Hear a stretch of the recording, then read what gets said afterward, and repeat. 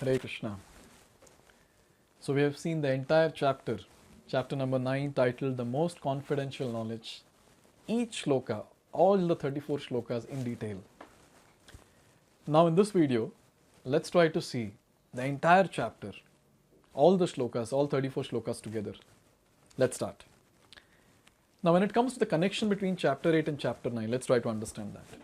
In chapter 8, Krishna glorified pure devotees, Ananya Bhaktas, and he said that they don't care for are they leaving the body in dark or they're leaving the body in light. They are least bothered about that because they know very well that Krishna will do the needful. And he also spoke in 8th chapter that bhakti is the best form. It is the best thing or best form of yoga. Now when he said these two things in 8th chapter, he's describing that in the 9th chapter. He's talking about how to become that Ananya Bhakta or a pure devotee. And he's giving specific details and knowledge about pure devotional service or Bhakti Yoga. So let's see from chapter number 9, starting from shloka number 1. So now, shloka number 1 to 3, Lord Krishna, he's trying to glorify the knowledge that he's going to give. So in shloka number 1, the important point was that I'm giving you this knowledge because you're not envious of me. And then in second shloka, he's talking about how this knowledge is Raja Vidya, the king of all knowledge. Raja Guhyam, it's the most confidential. Pavitram, it is the purest. Uttamam, the highest. Pratyakshavagamam, dharmyam.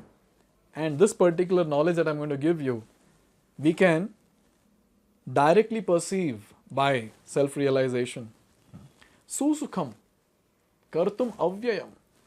It's avyayam, that is, it's everlasting, it will never be destroyed, and susukham, it is joyfully performed. So Krishna is giving, he's boasting about what knowledge he's going to give. And then in shloka number 3, he makes it very clear that the ones who are faithless, the ones who don't have faith in devotional service, they cannot attain Krishna. So in this way, in the first 3 shlokas, he's speaking about the knowledge that he's going to give. Now from shloka number 4 onwards till 10, this section, he's actually speaking about his own Aishwarya Jnana. That is, he's speaking about his opulence, especially his relationship with the material world. So he's saying here in shloka number 4 that in my unmanifested form, this entire world is pervaded. And all beings are in me and I am not in them. And again, this he repeats in shloka number 5 and 6 also, where he says that matsthani sarva bhutani, all beings are in me and I am not in them. And in the shloka number 5 he says nacha matsthani bhutani, where he says that nothing is in me. So basically we saw this very in great detail, that how this entire world works or is set in motion by the energies of Krishna. The energies of Krishna are doing various things. So as we said, energy and energetic are not different. So we can say that Krishna is doing everything.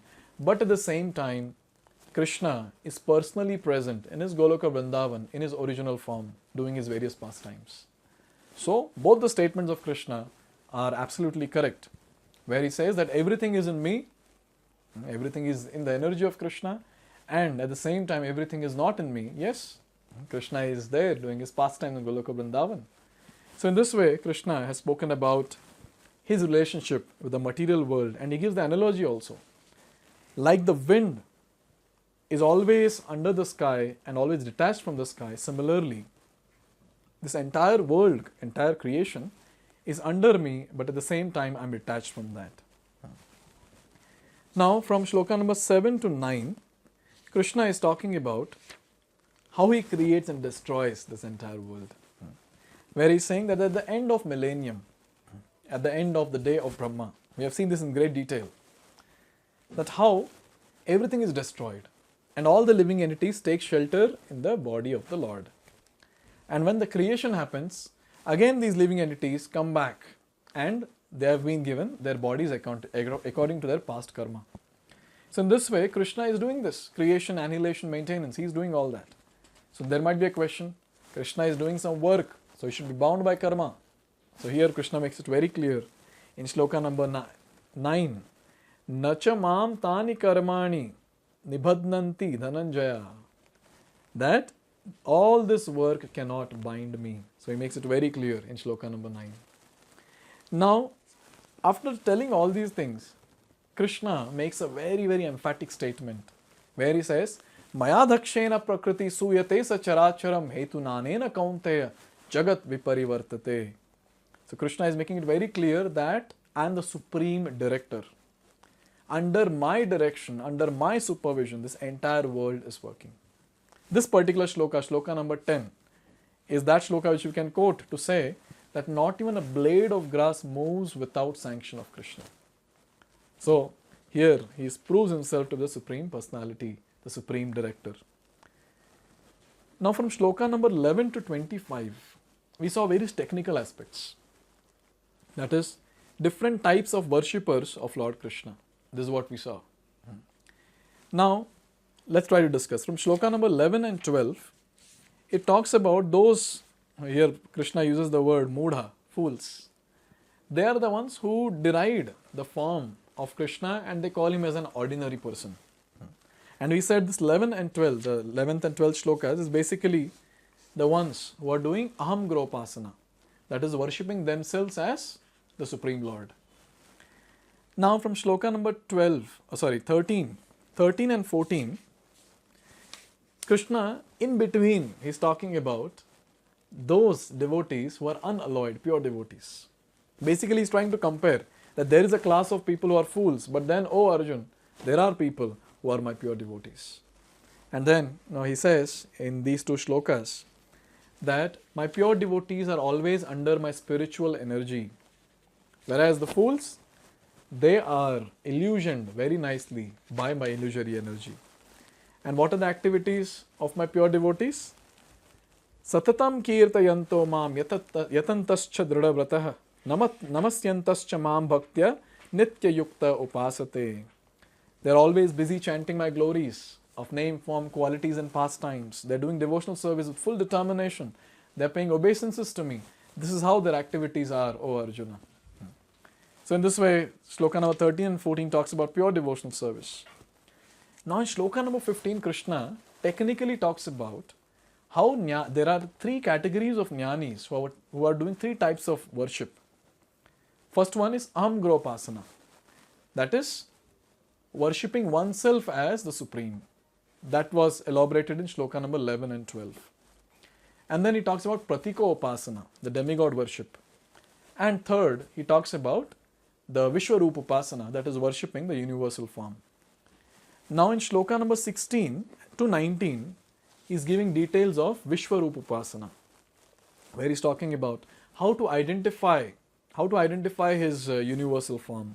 And a lot of things Krishna is saying here, that I am the ritual, I am the chant, I am the healing herb, I am the offering to the ancestors, I am the object of knowledge, the purifier, the syllable Om, I am the mother, father, the universe, the grandsire. And he goes on to say that I am the goal, sustainer, master, witness, abode, refuge, dear friend.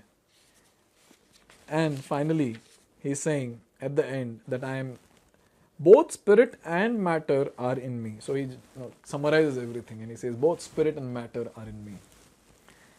From shloka number 20 to 25, Krishna is talking about pratiko upasana, that is the demigod worshippers. And in these shlokas, Krishna has made it very clear that these demigod worshippers will go to heavenly planet. They'll enjoy there for a long time, but when the pious credits are over, they have to come back to this world again. And again, they have to get into the same activity of doing pious activities so that they can again go to the heavenly planet. So Krishna made it very clear that these demigod worshippers, they actually are not getting permanent results. It's very, very temporary. The enjoyment that they get, the happiness that they get is very, very temporary. So in this way, from till shloka number 25, Krishna has very much, Krishna has spoken or Krishna spoke about this aspect of demigod worship and made it very, very clear that it's not that any path we choose and we'll go and get the ultimate destination. Especially in shloka number 25, he made it very clear. If we worship the demigods, we'll go to the planet of demigods. If we worship the ancestors, Pitris, we'll go to the planet of the ancestors of Pitris. If we worship the ghosts, we'll go to their planet. And if we worship the Lord Himself, we will go to His abode, which is eternal, Goloka Vrindavan.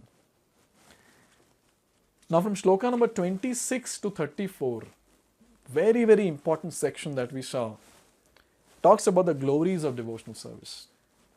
Like shloka number 26, Patram Pushpam Phalam Toyam Yome Bhakta Prayachati. This particular shloka, Krishna is making it very clear that how simple is this process of practicing devotional service. What is needed is love and devotion. And Krishna is ready to accept any offering given by his devotee. And then in shloka number 27 and 28, Krishna is talking about something which is a bit lower than pure devotional service. Because he saw Arjuna and he was thinking maybe he might not be able to practice pure devotional service. Basically, through Arjuna, he's talking to all those people who are not able to practice pure devotional service. So Krishna is telling something which is below pure devotional service but above Nishkama Karma Yoga. So Nishkama Karma Yoga is doing prescribed duties and offering results to Krishna. But what Krishna is speaking here in shloka number 27 is doing all the activities for Krishna. Where he says, Yat karoshi, yat ashnashi, yat juhosi dadasi yat. Where he is saying that whatever you do, whatever you eat, whatever you offer or give in charity, and yat tapasyasi, whatever austerities you do it as an offering for me. And what will I get if I do this? 28 shloka, where he says that you'll be freed from the bondage of work and the results which may be auspicious or inauspicious. And in this way, your mind fixed on me in renunciation, you'll come back to me. You'll get liberated. That's what he's talking about. And then in shloka number 29 to 31, Krishna is talking about how he is equal to everyone.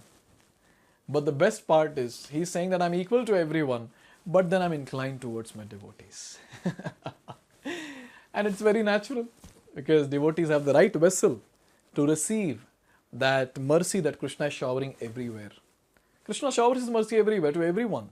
But very few people who are called as devotees, they receive that mercy and they worship the Lord, and automatically Lord takes special care of them. And in shloka number 30 and 31, Krishna is talking about that even if a devotee falls down accidentally, still he should be considered as a devotee. Why? In shloka number 31, he makes it very clear. Shipram bhavati dharmatma. Because very quickly he'll get purified. I will purify him. Krishna is saying, I'll purify him.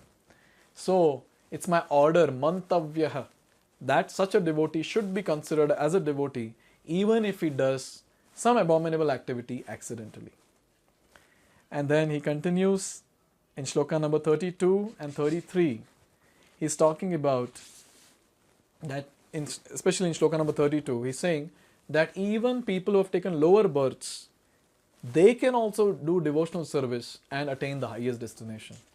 And in the next shloka, 33, he's saying that what to talk about those then who have taken higher birth. So then he instructs Arjuna saying, all of them can practice bhakti and they can go to the highest destination, that is Goloka Vrindavan. So, O Arjun, I instruct you that even you should engage in loving service. And suppose Arjuna is asking, what sort of loving service you're talking about? How should I do this? Okay, I'll give you the information. And he gives the information in shloka number 34, where he says, Man mana, always think of me. Mad bhakto, bhava mad bhakto, become my devotee. Madhyaji, worship me. Mam namaskuru, pay obeisances to me. And if you do all this with full focus and absorption, Mam eva yasyasi, Mama eva ishyasi, you'll surely come back to me. So in this way, in this entire chapter, chapter number 9, Krishna has given the essence, the greatest essence of devotional service. And just by going through this chapter, and especially the last verse, if we can implement in our day-to-day life, automatically we'll become purified by that practice of devotional service and mercy of Krishna, and finally attain the highest destination. So let's continue our discussion on Bhagavad Gita. From next video onwards, we start the new chapter, chapter number 10, titled The Opulence of the Absolute. Hare Krishna. Hare Krishna, Krishna Krishna